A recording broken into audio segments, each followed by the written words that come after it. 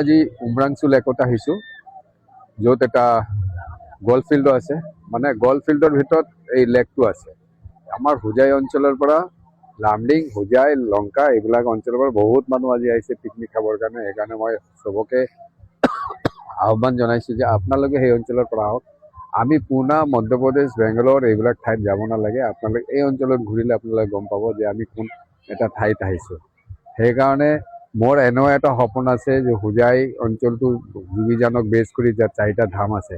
এটা হ'ল ৰাজবাৰী, একটা হ'ল ৰাজবাৰী, নৱনাথ মন্দিৰ, চামুণ্ডা মন্দিৰ আৰু শংকৰদেৱ।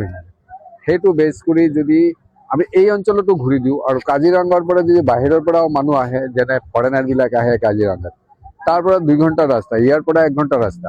এই অঞ্চলত যদি আমি আহোঁ, আমাৰ টুৰিজিমৰ কাৰণে বাহিৰত যাব নালাগে। সেইকাৰণে শ্ৰদ্ধা ৰাইজ, আপোনালোকক মই আহ্বানেই জনাইছোঁ যে আপোনালোকে এই অঞ্চলত আহক, আহি এই অঞ্চলৰ যিটো প্ৰাকৃতিক সৌন্দৰ্য এইটো উপভোগ কৰক। এইখিনি আপোনালোকে আহ্বান জনাব খুজিছোঁ। নমস্কাৰ, ভাৰত মাতা।